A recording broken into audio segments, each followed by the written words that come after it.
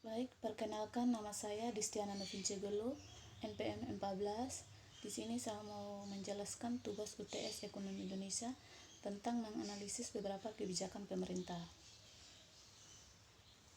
Yang pertama itu, soal yang pertama jenis kebijakan.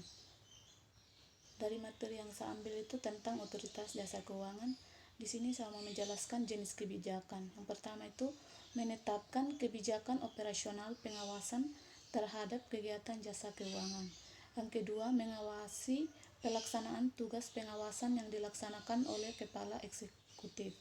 Yang ketiga, melakukan pengawasan, pemeriksaan, penyidikan, perlindungan konsumen, dan tindakan lain.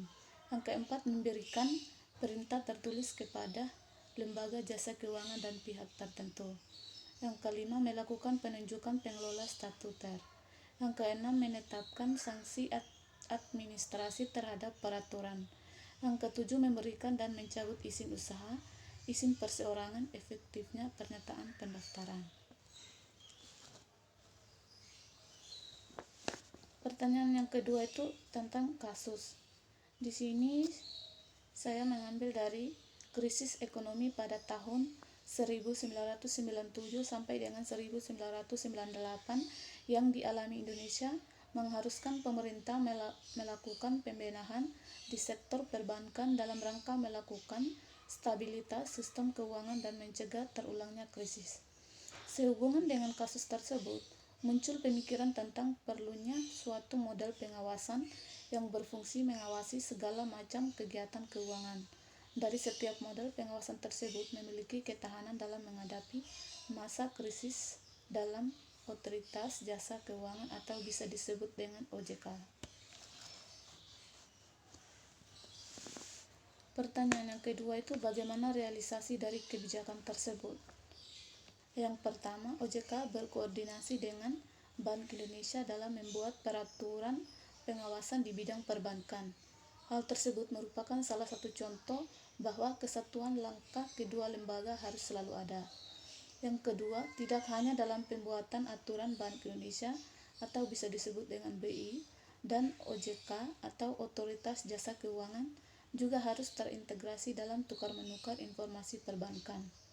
Yang ketiga, dalam rangka pemeriksaan Bank Indonesia dan Otoritas Jasa Keuangan juga harus terus melakukan hubungan timbal balik.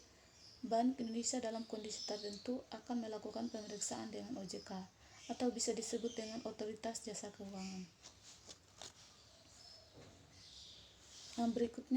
Pertanyaan berikutnya itu tentang evaluasi.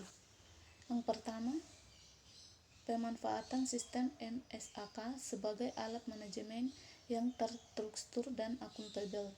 Yang kedua, dengan sistem MSAK, ekspektasi pemangku kepentingan terhadap OJK dalam menciptakan sektor dan industri jasa keuangan yang aman. Yang ketiga, MSAK memiliki siklus yang terdiri dari 4 tahap. Pertanyaan terakhir itu tentang strategi yang sesuai. Dari strategi tentang otoritas jasa keuangan tersebut, yang pertama, meningkatkan peran pasar modal sebagai sumber pembiayaan ekonomi jangka panjang. OJK menargetkan 21 emiten baru akan melakukan penawaran umum perdana atau IPO dan 60 emiten existing melakukan fundraising dengan total nilai penawaran umum diperkirakan akan lebih tinggi dibandingkan tahun lalu. Mungkin itu penjelasan dari pertanyaan yang saya jelaskan. Kurang lebihnya mohon maaf. Sekian dan terima kasih.